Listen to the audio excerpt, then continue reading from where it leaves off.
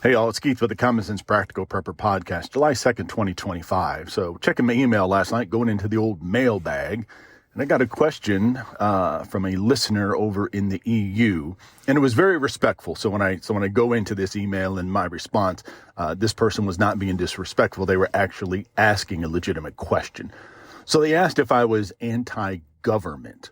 And just for clarification, I am not anti-government. I am anti-overreach of government, anti-intrusion into my personal life government, that sort of thing. Now, we talk about local government. Here where I live, we pay personal property tax. If you're not familiar with personal property tax, you are taxed on the assessed value of, for example, your car, your RV, your boat, your trailer, that sort of thing.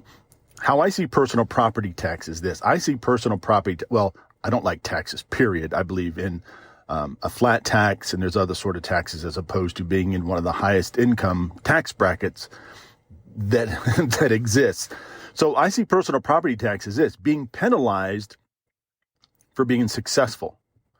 If I bust my hump and I have a really expensive car, which I don't, then my personal property tax on that is a few $1,000s or several $1,000s more than my 99 Buick LeSabre.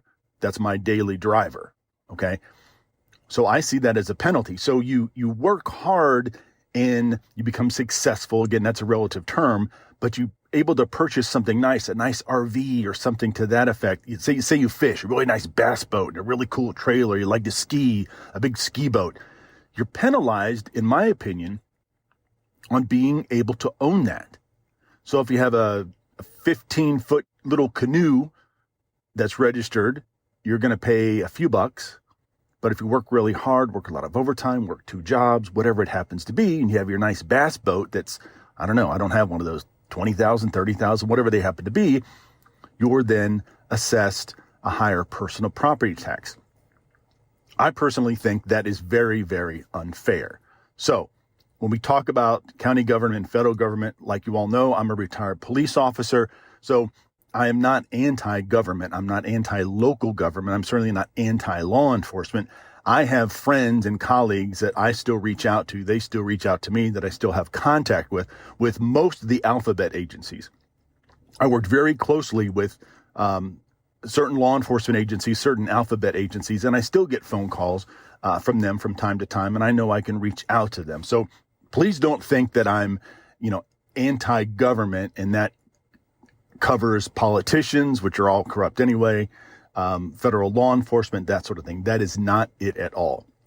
When it comes to income tax, a lot of people say, well, tax is theft. Well, in a sense it is. And again, the more you make, the more you are taxed. There's plenty of loopholes that the bajillionaires get to take advantage of that you and I don't.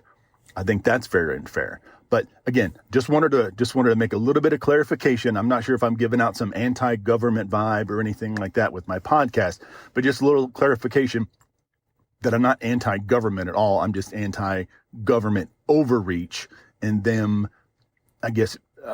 injecting themselves in our personal lives. Thanks.